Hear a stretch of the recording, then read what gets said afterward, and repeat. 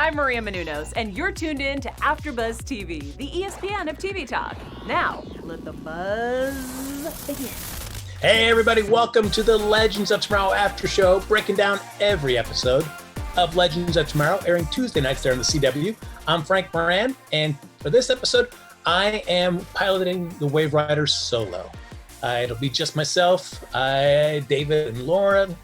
They've got other stuff keeping them occupied, so it's just going to be you and I for this episode. But as always, like us on Facebook, give us 5 stars on iTunes, subscribe to the YouTube channel, and the chat is up and running. So I'm sure your folks are already in there discussing your theories and your thoughts about this episode. Keep them coming. But if you're watching after we stream live, feel free to comment down below. So we'll be breaking down Season 5, Episode 10, The Great British Fake Off. Finally, we get some stuff going into building up here, so to speak. The episode starts off simply enough with Charlie breaking down how she got rid of the third and only unrecovered Ring of Fate. And that actually takes place in ancient Egypt, where she finds the Enchantress, which is cool. I mean, it's if you've seen the Suicide Squad, the film that came out a few years back, the Enchantress was in that film for a bit. And I feel like this is the DC TV universe's version of that same character. So it was kind of a cool nod to see this character turn up. But Charlie shows up in ancient Egypt with her and gives her the Ring of Fate for her to disappear. And of course, you're not going to have somebody disappear something for you and then know exactly how to get it back. The idea is to make it impossible to find. So even Charlie herself doesn't know exactly where or when or how this ring was spirited away to. All she knows that was involved was magic. So if you're still looking for something that and it's magic involved, well, there's only one person to go to, and that's John Constantine. Now, as you remember from last episode, Behrad ended up sacrificing his life to protect Zari from Atropos and ended up getting his fate line pulled out of him and then cut short. So Zari at the end of last episode told Constantine that she is sticking with him until they can find that last ring of the Loom of Fate, rebuild it, and then priority 1, getting Behrad back. So she is all over Constantine trying to get this done. And to that sense, basically, they say, all right, let's get all this together. Let's track some magic down. Constantine needs a little bit of help because it's not his spell. He doesn't know exactly what spell is used to make it. It's almost like sort of trying to bake something without having the recipe in front of you. You could replicate it maybe, but it's much more hard. And this is basically what Constantine finds himself with. So to better his odds, he takes all the legends back to his home, which has become basically another standard set from the Legends of Tomorrow that we see this season, which has been pretty cool to see Constantine's house on a reoccurring basis. But the point of that, though, is that he wants to do a tracking spell to basically find out where this ring is. And to do that, he's going to need all of the Legends auras. So he gets them all around in a ring and starts doing this spell to start tracking the ring. Now, just before that spell starts, though, we do see Sara in the kitchen briefly, and looks like she's going to be getting a drink of water, but she starts having a headache and she starts getting a little woozy. And it's there where you start seeing the first, maybe the after effects of her battle with Atropos last episode, where she ended up getting blasted with her from a blast which is supposed to kill anybody, when you actually get to see one of the Fate's true form, and Sara survives. Dave and I talked about it last week that we saw her eyes glowing just as that was happening. So it feels like Sara has something within her that kind of, whether it's a new power that was caused because of what Atropos did, or it was just something already within her that helped protect her from what Atropos is doing. We're not sure yet, but she gets a little woozy and she sees basically like herself kind of split, and part of her, it's almost like she's seeing like images in time, because she sees part of her going to fill up a glass of water for her to drink. And when she kind of comes to, when Charlie comes in, she looks and sees that the water hasn't been filled in the cup yet. So she kind of passes it off with Charlie and says, I don't know, I'm fine. But as Constantine is doing the spell, trying to use the Legends aura, Sara gets distracted and notices that she sees Ava breaking away from the circle, kind of running around in a circle. And Sara then collapses. And then we see Ava do that very same motion that Sara had seen. So it seems like whatever is going on with Sara time seems to be playing a part of it. But Sara has gone into a coma. For whatever reasons, there's something happening in her brain. But because of that, the spell doesn't go off as Constantine had planned. And as they see the ring start to kind of coalesce and, for the tracking spell, both Constantine and Zari reach for it, but a portal opens up underneath them and they fall through it, and then it seals. Constantine explains that he was able to anchor the ring to the house, but he wasn't able to do it temporarily. So they end up falling back into Constantine's house back in time. They end up, I think, in the late 1900s, into where Constantine's house was a boarding house. And this was kind of cool because we get to see what Constantine's house looked back in the day. It certainly doesn't look nearly as menacing as you would have thought it was going to. It looked like actually like a house. Like, hey, this is kind of cool, and a place that I would want to spend the night at if I was traveling across the English countryside, not being housed with the various amounts of horror and dirty misdeeds that the house seems to be now in present day. So we basically have Zari and Constantine on this adventure. And the only thing I'm not really digging about this episode so far, though, is that Charlie, who's supposed to be, as Dave and I have been saying, just like frustrated that there's not been enough Charlie development this season, is that she is just basically on the sidelines. Her whole responsibility this episode is just hanging out with Nate by this on the Wave Rider while everybody else is going on respective missions. And again, I'm not feeling it with Charlie. If you're supposed to be making me care for this character, I got to see her more involved in the action. It's to see her on the sidelines, I'm not getting any more investment in the character. I'm more invested in Zari. Sure, you've really set the stakes high because you know what she wants. She's lost her brother. She wants to get him back. She's trying to kind of come to terms with meeting a previous timeline version of herself who was much more cool and capable and interested in different things than she was, and she was able to power the totem. But instead, Charlie is not really getting, other than we know that, hey, this Loom of Fate was pretty dangerous. We got to get rid of it. We're not seeing much of Charlie. I'd rather would have seen Charlie go on this mission, not necessarily in places Zari, because I think Zari's got some important things to take care of and some character steps to go through for the season. But I would have loved for her to go in addition to them, because I think I need to see her more mixed up in the direct action instead of just hanging out on the sidelines. But anyway, so it ends up that Constantine and Zari are back in Constantine's boarding house, and another person's checking in there as well. They figure, hey, the ring is here somewhere. Let's get a room. We'll go and look around for this. Another guest checks in. Turns out that guest, Jack the Ripper. What are you going to do? I mean, who hasn't had that situation where you go to check into a hotel or something, and a world famous serial killer happens to be there as well? Well, it's not just by coincidence. Jack the Ripper is another Encore, and he's been released from hell with the express purpose of locating both Constantine and this ring, more importantly, getting the ring back for sure.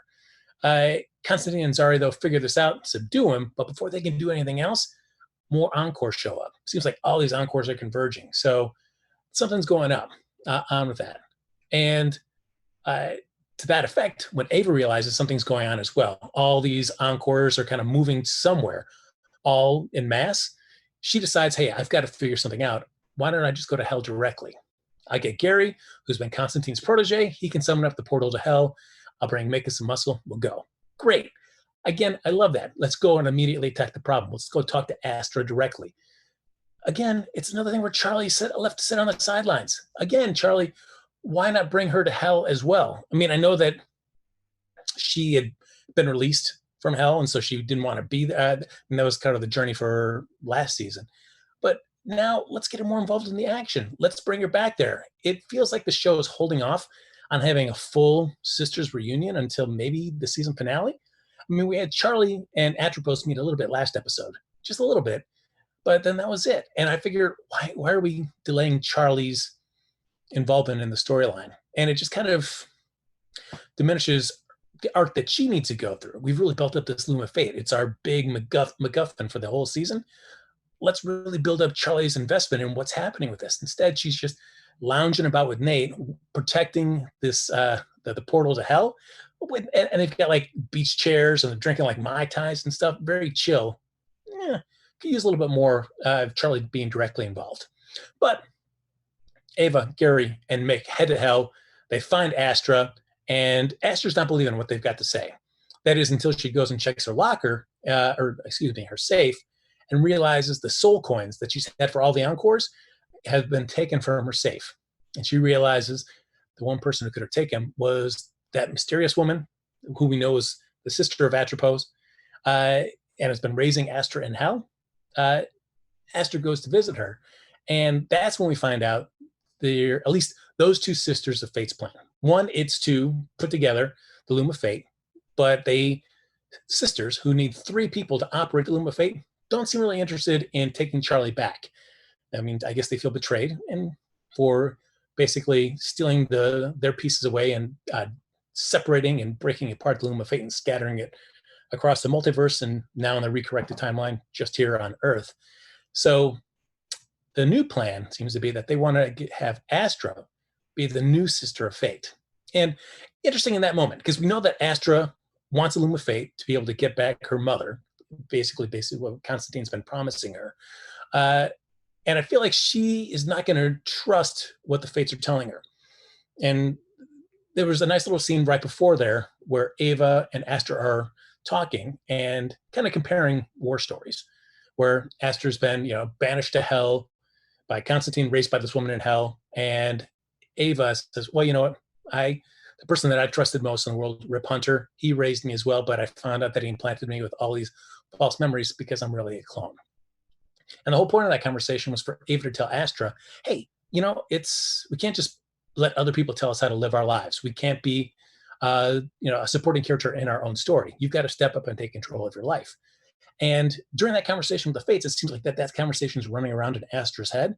So it seems, which I liked, is that Astra kind of played it cool. And I think if you're going to be a ruler of hell, which is where Astra is at this moment, that you've got to have a little bit of a poker face. And I feel like she really kind of played that out, where she said, okay, hey, all right, Fates, I'll go along with you. I would love to be the third sister.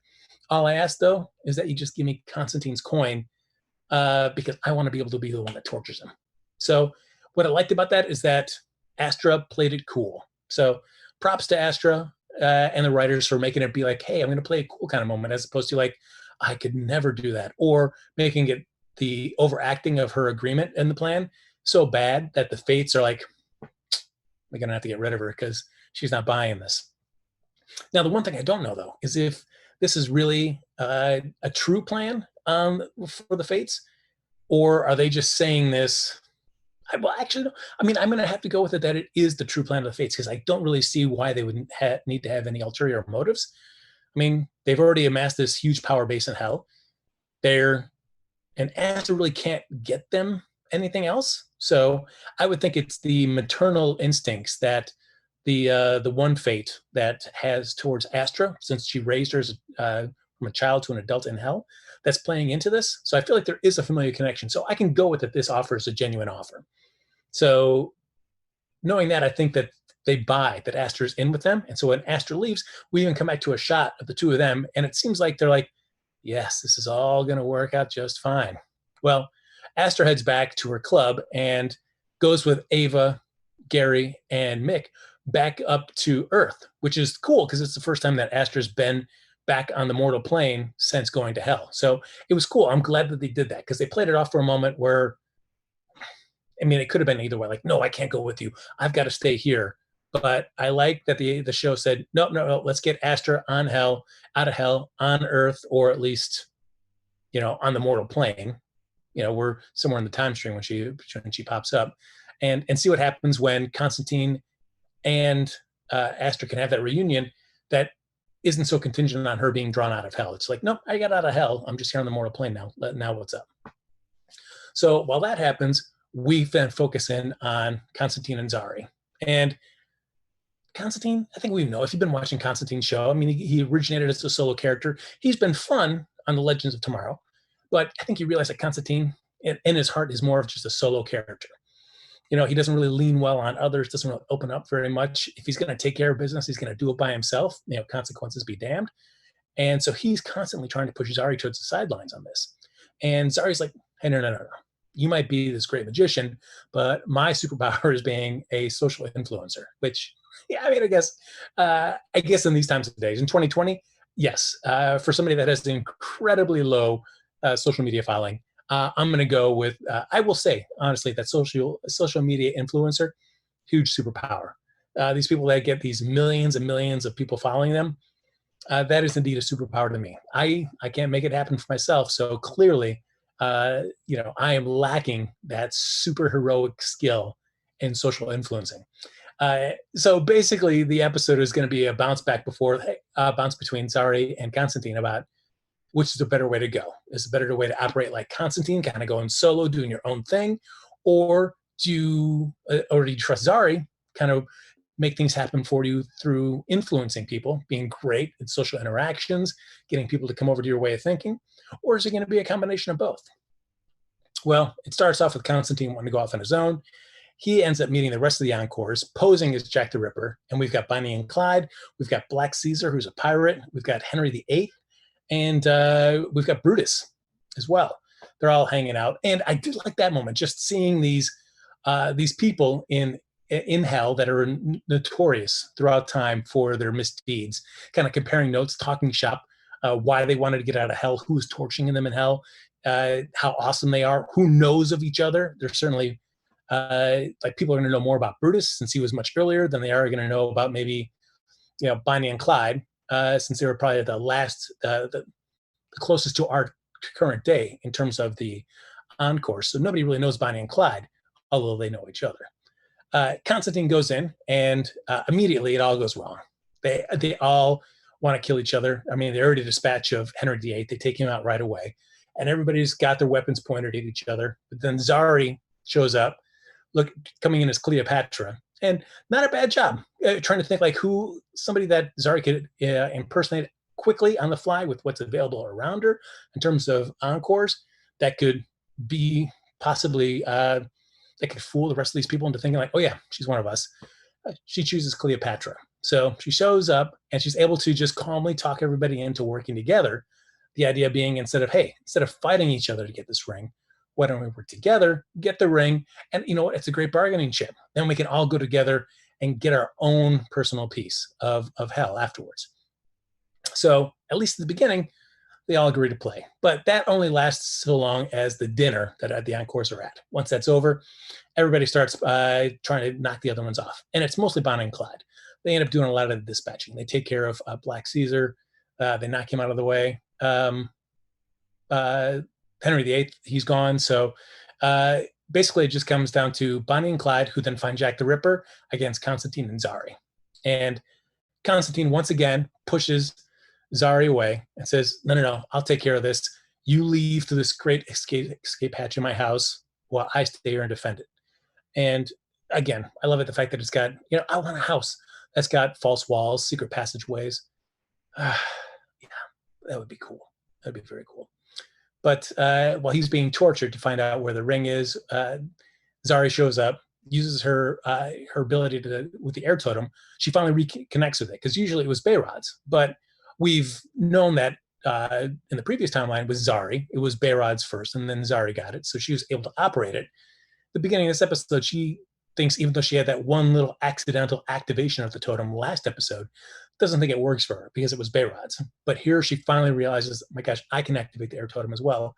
And it was cool to see kind of a closer version to the Zari we knew from last season, kind of take command of using the air totem's powers. And a nice extended fight sequence, because I think even last season, it's hard-pressed for me to remember a huge action sequence that extensively focused around just Zari's powers. And part of that is just the nature of the show. With so many different characters with so many different power sets, more often than not, their fight scenes seem to be in kind of like group scenes. And so you might just get a quick shot of Zari using her air totem ability. But this time, she really went to work. She ended up dispatching a lot of the Encores and saving Constantine's life. And I enjoyed seeing that. But what I liked about it afterwards, though, is that, again, like any sort of action movie or horror movie, after the bad guy's been dispatched and the day's been saved, that the two people that have kind of been butting heads the entire time realize, oh, wait a second. Maybe there's something here. Are you feeling something? You feeling something with me? You feeling something with me? So they have that moment where they like, hey, maybe is there something here? And before anybody can really capitalize on that, and I feel like Constantine was kind of moving in for that kiss. Like he started moving in, and then he finally noticed the Ring of Fate sitting there on a desk. And the reason it took so long is that the ring had a powerful spell on it, where anybody who was desperately trying to find the ring couldn't see it. It really wasn't until your mind was distracted that about finding the Ring of Fate that it would pop up. And of course, Zari and John realized earlier in the episode, hard to do because both of them invested so much into this ring for what they both want. For John, it's getting Astra out, restoring the timeline, bringing Astra's mom back to life.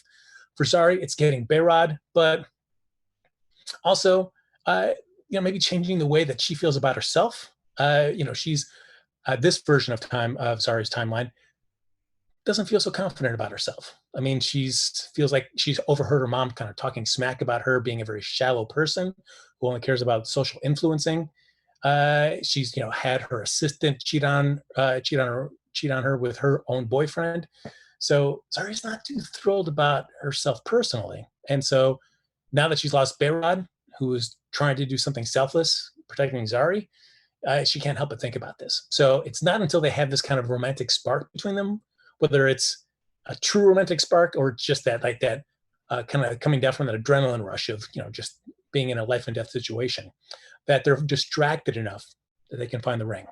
So they find the ring, they head back to the Wave Rider, and Nate is immediately talking with Zari, like, hey, I heard that you met previous version of yourself, and asks if that version of Zari has any message for Nate.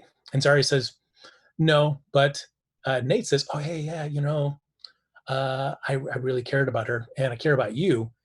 And so they hug for a moment, but then you see Constantine walk in, and you have that we've seen it too many times on shows where you have those people that maybe had an initial spark, see one or the other is embracing somebody else, and then those two lock eyes, and there's always that like, oh, hey, yeah. So I don't know. I'm curious to see. It seems late in the season to be trying to develop a Zari, Constantine, Nate sort of triangle. I mean, I guess we could go for it. I mean, sure. I think there's only a few episodes left, so either this is going to be something that's going to be carried over into next season, which I wouldn't mind. I don't mind if they actually just establish it now, maybe build it a little bit up, but it's something that really comes to the forefront until next season, because I'd rather do that than try to rush through it so quickly and not really give it any satisfying conclusion. I mean, there's still a lot of real estate to cover here. I mean, we got to figure out this whole Loom of Fate. We've got to build it. We've got Behrad to restore. We've got Astra's mom to bring back. We've got to decide, what effects that has on Astra. If she's never gone to hell, what kind of person that is. How does Constantine feel about having that huge sense of guilt that's been weighing him down? It's such an essential piece of the Constantine that we know now, kind of removed. What does that do to Constantine? And then what does this do to Zari? Whether, having Behrad back, knowing what she knows, does she remember everything she knows? If Behrad's restored, do they kind of forget the little time that's gone away? I'd be curious to see how the Loom of Fate works with time. Who remembers what and how? So that seems a lot of stuff to get into. Plus, we've got Sara's power. We haven't even talked about Sara's power. She's still in the coma at the end of the episode. So what's going on with Sara's power? That's also something we need to explore as well. So if we add on top of that a Zari, Constantine, and Nate triangle, seems like a lot of stuff, a lot of plates spinning. And so I am of the mind that I don't need all of those resolved by the end of the season. And if you looked at all of them, I mean, the one on the list that could easily wait until next season is the Zari, Nate, and Constantine triangle. That's something that's nice to be bringing up. Wait till next season. We already know it's coming back next season anyway, so let's save it for that, and let's just address and give some depth to the situations that we have now, especially with Charlie too. Let me get invested more in Charlie by the time this end of the season comes up. Because if this all comes down and I'm getting the amount of Charlie in relation to the storyline that I've been getting so far this season, I'm going to be let down. It's just tough seeing this character be around for coming to the end of 2 seasons and not really having much investment in this character. And it seemed like if you're going to make the central thing that everybody's pursuing this season be related to one character, I should know a lot about by that character by the time we get to the end of that story. And so far, with only a few episodes left, I'm not feeling that for Charlie. So hopefully, put those other relationship triangles on the side. Let's focus a little bit more on Charlie, along with everything else we need to tie up. So all in all, it was a good episode. I mean, it moved things closer to where we need to be in the season finale, and it had a few surprising pieces. The part of Astra coming out of hell early, I thought that was something that may not be addressed until maybe if it's a 2-part season finale, part 1 of the season finale.